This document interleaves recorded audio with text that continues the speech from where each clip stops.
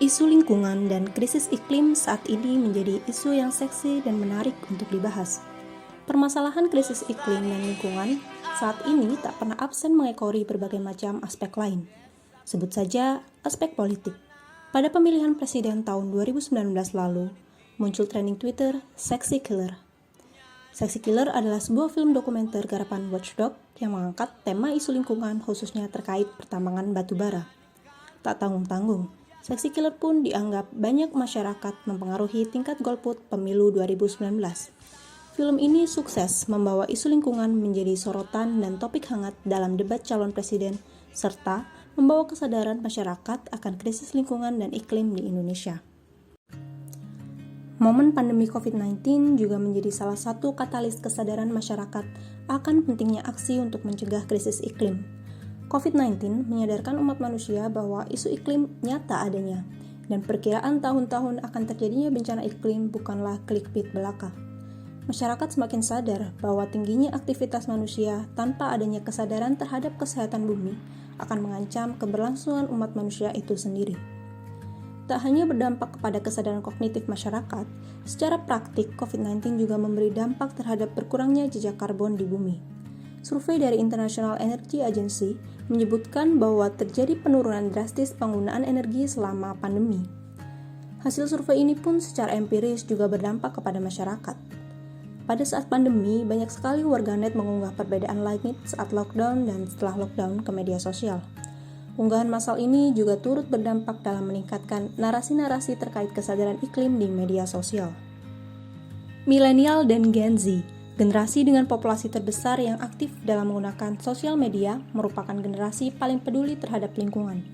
Tak heran, banyak influencer green lifestyle dan influencer isu iklim bermunculan di sosial media.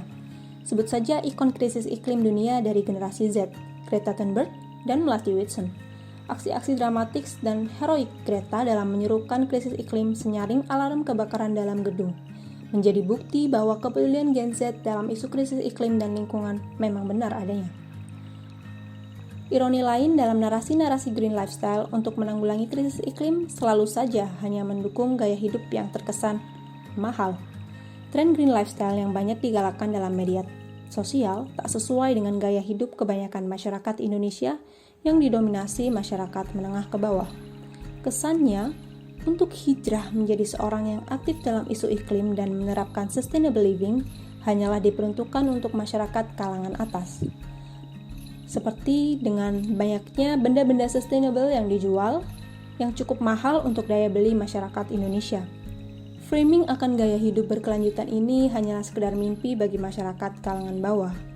Media juga jarang menyoroti sosok pegiat lingkungan dari kalangan menengah ke bawah. Hal ini tak ayal hanya menjadikan isu krisis iklim dan gaya hidup berkelanjutan akan terkesan semakin eksklusif. Padahal, sebenarnya gaya hidup berkelanjutan sudah ada dalam budaya kearifan lokal masyarakat Indonesia. Saat ini, besek, wadah balok dari anyaman bambu menjadi tren pengganti pembungkus plastik bagi para pegiat gaya hidup berkelanjutan. Besek sebenarnya adalah wadah tradisional masyarakat desa yang sudah sejak dahulu digunakan. Konsep gaya hidup berkelanjutan dengan bernafaskan kearifan lokal inilah yang seharusnya dibawa oleh pegiat isu lingkungan di Indonesia untuk meningkatkan kesadaran masyarakat akan pentingnya menjaga keseimbangan lingkungan dan mencegah krisis iklim, baik pada ranah kesadaran kognitif maupun kesadaran yang berkelanjutan dan menghasilkan komitmen dan aksi. Lalu, bagi kita para mahasiswa, banyak sekali hal yang dapat dilakukan untuk mendukung gerakan kesadaran lingkungan dan gaya hidup berkelanjutan. Satu frasa klasik dalam memulai aksi, mulai dari diri sendiri adalah hal yang tepat untuk dilakukan.